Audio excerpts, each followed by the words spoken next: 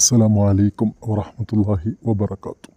പ്രിയപ്പെട്ട കൂട്ടുകാരെ, നൂറ് ടി വി യൂട്യൂബ് ചാനലിൻ്റെ പുതിയൊരു അധ്യായത്തിലേക്ക് എല്ലാവർക്കും സ്വാഗതം. അല്ലാഹു സുബ്ഹാനഹു വ തആല നാം പറയുന്ന കാര്യങ്ങൾ സ്വാലിഹായ അമലായി സ്വീകരിക്കുമാറാവട്ടെ. ആമീൻ ബിറഹ്മതിക യാ അർഹമർ റഹീമീൻ. ഇന്ന് ഞാൻ ഈ വീഡിയോ ചെയ്യാനുണ്ടായൊരു വിഷയമെന്ന് വെച്ചാൽ, ഞാൻ എൻ്റെ ഈ തമ്പനയിൽ കൊടുത്ത് നിങ്ങൾ ശ്രദ്ധിച്ചിട്ടുണ്ടാവും, അഥവാ ഹെഡ്ലൈൻ കൊടുത്ത് ശ്രദ്ധിച്ചിട്ടുണ്ടാവുമെന്ന് കരുതുന്നു.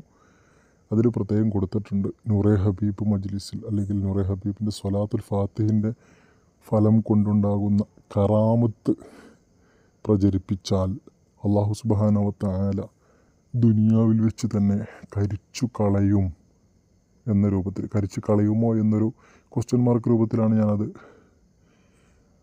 കൊടുത്തിട്ടുള്ളത്.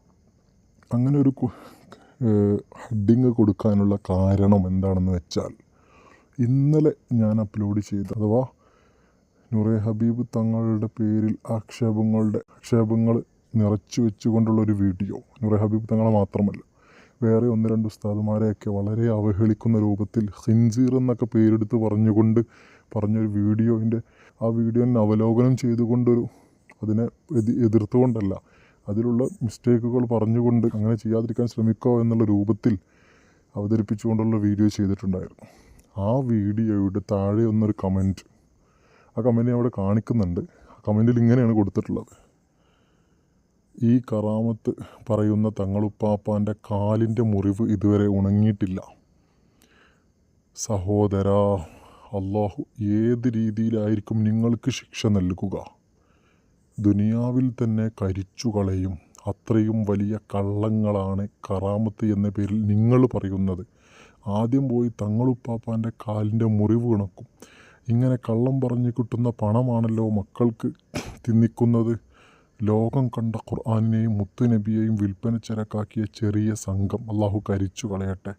നിങ്ങൾ ദുനിയാവിൽ തന്നെ ശിക്ഷ കാണാൻ എല്ലാവർക്കും തൗഫീക്ക് നൽകട്ടെ. അഥവാ ഉദ്ദേശിച്ചത്, നിങ്ങളെ ഈ ദുനിയാവിൽ തന്നെ ഇങ്ങനെ ഈ കറാമത്ത് പ്രചരിപ്പിക്കുന്നത് കൊണ്ട് അള്ളാഹു കരിച്ച് കളയുന്നത് കാണാൻ തൗഫീക്ക് ചെയ്യട്ടെ എന്ന്. എന്നിട്ടൊരു പ്രാർത്ഥന രൂപത്തിൽ അതിന് ആമീനും കൊടുത്തിട്ടുണ്ട്. അപ്പോൾ ഏതൊരു വ്യക്തിക്കെതിരെയും എതിരായിട്ട് പ്രാർത്ഥിക്കുക എന്നുള്ളത് ഇസ്ലാമിൻ്റെ രീതിയല്ല. അതുമാത്രമല്ല, ഇതിൽ എനിക്കെതിരെ ഇദ്ദേഹം പ്രാർത്ഥിക്കാൻ ആഹ്വാനം ചെയ്തുകൊണ്ട് കമൻ്റ് ഇട്ട വിഷയം എന്താണ്? നൂറെ ഹബീബ് മജ്ലിസ്. ആ നൂറെ ഹബീബ് മജ്ലിസിൻ്റെ മഹത്വങ്ങൾ കുറേയുണ്ട്. ഞാൻ ചെയ്യുന്ന വീഡിയോയിൽ അത് വരാറുണ്ട്. പുറമെ അനേകം യൂട്യൂബ് ചാനലുകളിലായിട്ടും ഡയറക്റ്റ് തങ്ങളടുത്ത് പോകുന്നവരിൽ നിന്നും തങ്ങളുമായിട്ട് ബന്ധപ്പെട്ടവരിൽ നിന്നും എല്ലാം ഇതിൻ്റെ കാര്യങ്ങൾ നമുക്കെല്ലാവർക്കും അറിയുന്നതാണ്. അപ്പോൾ അതിൻ്റെ ഒരു ഒന്നും കൂടി ആളുകളിലേക്ക് എത്തിക്കുക എന്നുള്ള രൂപത്തിൽ ആണ് ഞാൻ വീഡിയോയിൽ ഉൾപ്പെടുത്താറുള്ളത്. അതും അതിൻ്റെ തെളിവ് സഹിതമാണ് ഞാൻ ഉൾപ്പെടുത്താറുള്ളത്. അതുകൊണ്ട് തന്നെ ഇങ്ങനെ കറാമത്തുള്ള കാര്യങ്ങൾ പ്രചരിപ്പിച്ചു കഴിഞ്ഞാൽ അള്ളാഹു കരിച്ചു കളയാൻ വേണ്ടിയിട്ട് ദുആ ചെയ്യുന്ന സഹോദരൻ, ചിലപ്പോൾ അദ്ദേഹം കറാമത്ത് എന്ന് കേൾക്കുമ്പോൾ തന്നെ പ്രശ്നമുള്ള ഒരു വിഭാഗം ഉണ്ട് നമ്മുടെ നാട്ടിൽ. ഒരു കറാമത്തിനും അംഗീകരിക്കാത്ത, ഒരു ഉലമാക്കളെയും അംഗീകരിക്കാത്ത, മഖ്ബറ സിയാറത്തിന് അംഗീകരിക്കാത്ത, ഈ മഹാന്മാരുടെ അടുത്ത് ചെന്ന് പടച്ചവനോട് അവരെ മുൻനിർത്തിക്കൊണ്ട് ദുആ ചെയ്താൽ ഫലം കിട്ടൂല എന്ന് പറയുന്ന ആളുകൾ, അത് ശിർക്കാണെന്നൊക്കെ പറയുന്ന ആളുകൾ, അതിനെക്കുറിച്ച് കൂടുതലൊന്നും എനിക്കറിയില്ല. പക്ഷേ നോർമലായിട്ട് പറയുകയാണെങ്കിൽ അള്ളാഹുവിനോട് മാത്രമേ തേടാൻ പറ്റുള്ളൂ എന്ന് പറയുന്നത് മാത്രം പറഞ്ഞുകൊണ്ട് നടക്കുന്ന ഒരു വിഭാഗം ആൾക്കാരുണ്ട്. എല്ലാവരും തേടുന്നത് അള്ളാഹുവിനോടാണ്. പക്ഷേ അള്ളാഹുമായിട്ട് ഏറ്റവും അടുത്ത ആളുകളെ മുൻനിർത്തിക്കൊണ്ട് തേടുക എന്നുള്ളത് പ്രത്യേക പരിഗണന കിട്ടുന്ന കാര്യമായതുകൊണ്ട് അങ്ങനെ നമ്മളൊക്കെ ചെയ്യുന്നത്, സുന്നികളായ നമ്മളൊക്കെ ചെയ്യുന്നത്. അപ്പോൾ കറാമത്തിൻ്റെ ചരിത്രങ്ങൾ പല വിഷയത്തിൽ പല മഹാന്മാരെക്കുറിച്ചും പറയാനുണ്ടാവും. ആ മഹാന്മാർക്കൊക്കെ എങ്ങനെ കറാമത്ത് വന്നു എന്നുള്ളതും നമുക്കൊക്കെ അറിയും. അതുപോലെ നൂറെ ഹബീബ് തങ്ങൾക്ക് കറാമത്ത് എന്നല്ല ഇതുകൊണ്ട് നമ്മൾ ഉദ്ദേശിക്കുന്നത്. നൂറെ ഹബീബ് മജ്ലിസിന് കുറച്ച് ഫലങ്ങളും പവറുകളൊക്കെ ഉണ്ട്. അത് എന്തുകൊണ്ടാണെന്നുള്ളത് എൻ്റെ വിഷയങ്ങൾ പറയുന്ന എല്ലാ വീഡിയോയിലും ഞാൻ ഉയർത്തി കാണിക്കാറുണ്ട്. അവിടെ സ്വലാത്തുൽ ഫാത്തിഹ് നിത്യം ചൊല്ലുന്നുണ്ട്. അവർ കാരണം കൊണ്ട് കുറേ ആളുകൾ പുറത്തും സ്വലാത്തുൽ ഫാത്തിഹ് ചൊല്ലുന്നുണ്ട്, സ്ഥിരമാക്കിയ ആൾക്കാരുണ്ട്. അതേപോലെ തന്നെ കുറേ നന്മ അവിടെ നടക്കുന്നുണ്ട്. അതിൻ്റെ ഫലമായിട്ട് യത്തീം മക്കളെ സംരക്ഷിക്കുന്നുണ്ട്. ഇപ്പോൾ എത്തി മക്കളെ സംരക്ഷിക്കുന്നതിനെ കുറിച്ച് ഖുറാനിൽ പഠിച്ചവൻ തമ്പുരാൻ അതുപോലെ തന്നെ ഹദീസുകളിലൂടെയൊക്കെ നിറയെ കാര്യങ്ങൾ പറഞ്ഞിട്ടുണ്ട്. അപ്പോൾ അതിൻ്റെയൊക്കെ ഫലം കൊണ്ട് അങ്ങനെയൊക്കെ ചെയ്യുന്നൊരു മജ്ലിസ് ആയതുകൊണ്ട് ആ മജ്ലിസിൽ വന്നവർക്ക്, അവിടെ സ്വലാത്ത് ചൊല്ലുന്നവർക്ക്, അവിടെ പങ്കെടുക്കുന്നവർക്കൊക്കെ അവരുടെ ജീവിതത്തിൽ പല മാറ്റങ്ങളും സംഭവിച്ചതായിട്ട് അവരിൽ നിന്ന് തന്നെ അറിയാൻ കഴിഞ്ഞിട്ടുണ്ട് എന്നുള്ളതാണ്. അതിനെ ഞാൻ മറ്റുള്ളവരിലേക്ക് എത്തിക്കുന്നു എന്നുള്ളതാണ്. അപ്പം അതുകൊണ്ട് ഇങ്ങനെ കറാമത്തിനെ എതിർക്കുന്ന രൂപത്തിൽ, അത് പ്രത്യേകം എടുത്ത് പറയും നൂറെ ഹബീബിൻ്റെ കറാമത്ത് എന്നാണ്. ഈ നൂറെ ഹബീബിൻ്റെ കറാമത്ത് എന്ന് പറഞ്ഞാൽ എന്താണ് എന്നുള്ളത് ഞാൻ എൻ്റെ വീഡിയോകളിൽ വ്യക്തമായി പറയുന്നതാണ്. അതുകൂടി മനസ്സിലാക്കി എങ്ങനെയാണ് അവർക്ക് ഈ പവർ വന്നത്, തങ്ങൾ പറയുന്നത് കൊണ്ട് സംഭവിക്കുന്നു എന്ന് ആളുകൾ പറയുന്നുണ്ട്.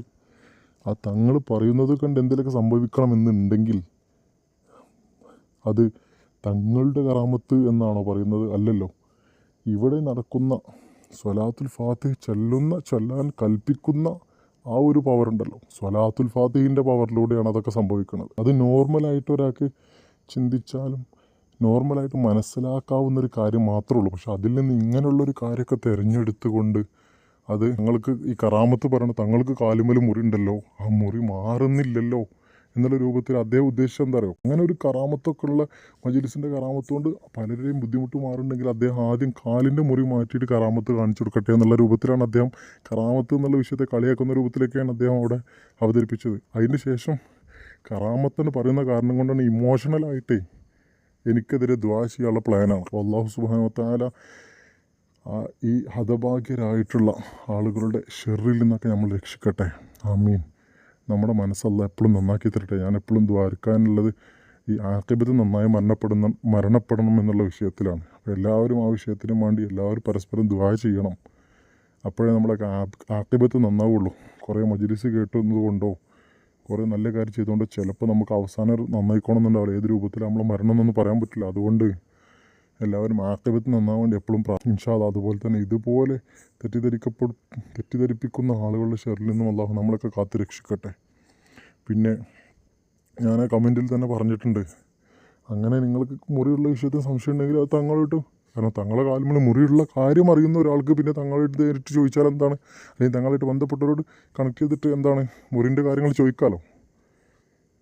അപ്പോൾ ഞാൻ ഈ ഒരു വിഷയം പറഞ്ഞത് ഇങ്ങനെ ഒരു കമൻറ്റിൽ വന്നത് കൊണ്ടാണ്.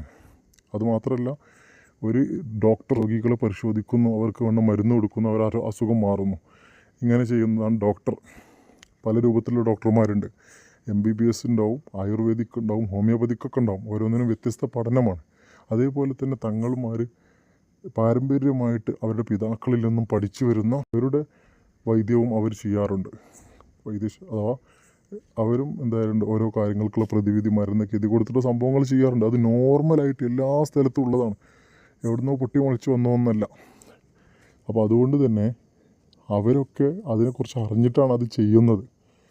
അപ്പോൾ അങ്ങനെയുള്ള ഒരാളെ കാലിന് മുറിവുണ്ടെന്ന് പറയുമ്പോൾ ഡോക്ടർ അസുഖമാണ്, മാറാത്തൊരു അസുഖമുണ്ട്, എന്നാലും ഡോക്ടർ രോഗികളെ നോക്കുന്നു, രോഗികൾക്കുള്ള മരുന്ന് കൊടുക്കുന്നുണ്ട്. അപ്പോൾ ഇങ്ങനെ മുറിവുള്ളത് കൊണ്ട് കറാമത്ത് മാറും, അങ്ങനത്തെ സംഭവം എന്നൊക്കെ പറഞ്ഞാൽ വെറുതെ പറയുന്നതാണ്. അപ്പോൾ ഇൻഷാ അല്ലാഹ് പല രൂപത്തിലുള്ള ആളുകൾ വരും, പലതും പറയും. അങ്ങനെ പലതൊക്കെ പറഞ്ഞും സഹിച്ചിട്ടൊക്കെ തന്നെയാണ് എല്ലാ പണ്ഡിതന്മാരും എല്ലാ തങ്ങന്മാരും എല്ലാ ആളുകളും ഇന്നത്തെ രൂപത്തിലേക്ക് വളർന്നു വന്നത്. അതുകൊണ്ട് തന്നെ അള്ളാഹു നല്ല രൂപത്തിൽ നമ്മളെ ആഖിറത്തിൽ വിജയിപ്പിക്കുന്ന രൂപത്തിലേക്ക് ആക്കി തരട്ടെ. വേറൊരു പ്രശ്നം ഉന്നയിച്ചിട്ടുള്ളത് അള്ളാഹുവിനെയും റസൂലിനെയും വിൽപ്പന ചരക്കാക്കുക എന്നുള്ളതാണ്. വിൽപ്പന വസ്തുക്കളൊക്കെയാണ് അള്ളാഹു റസൂൽ അല്ലല്ലോ. ലോകത്തുള്ള എല്ലാ മുഅ്മിനീങ്ങളും എല്ലാ മുസ്ലിമീങ്ങളും അള്ളാഹുവിനെയും റസൂലിനെയും അങ്ങേയറ്റം ആദരിക്കുന്നുണ്ട്, ബഹുമാനിക്കുന്നുണ്ട്, അള്ളാഹുവിനെ ആരാധിക്കുന്നവരാണ്. എല്ലാ കാര്യങ്ങളിലും ആ വിഷയം അങ്ങനെ തന്നെയാണുള്ളത്. കുറച്ച് ആളുകൾ ഇപ്പോൾ കേരളത്തിലാണെങ്കിലും ഇന്ത്യയിലാണെങ്കിലും വിദേശ രാജ്യത്തൊക്കെ ആണെങ്കിലും കുറച്ച് ആളുകൾക്ക് റസൂലുള്ളാഹിനോട് കുറച്ച് പരിഗണന കുറവ് കൊടുക്കുന്ന ആളുകളുണ്ട്. അവരങ്ങനെ വിശ്വസിച്ച് പോരുന്നവരാണ്. അപ്പോൾ അവരെ ഭാഗത്തേക്ക് പോകുന്നില്ല നമ്മൾ. പക്ഷെ അള്ളാഹുവിനെയും റസൂലിനെയും വിൽപ്പന ചരക്കാക്കുക എന്നൊക്കെ പറയുമ്പോൾ ആ സംസാരത്തിൻ്റെ ഗൗരവം എത്രയാണെന്നുള്ളതും കൂടി നമ്മൾ ആലോചിക്കേണ്ടതുണ്ട്. അള്ളാഹു സുബ്ഹാനഹു വ തആല നമ്മുടെയൊക്കെ ഖൽബ് നന്നാക്കി തരട്ടെ. ആമീൻ. ഓക്കെ, അസ്സലാമു അലൈക്കും വറഹ്മത്തുള്ളാഹി വബറകാതുഹു.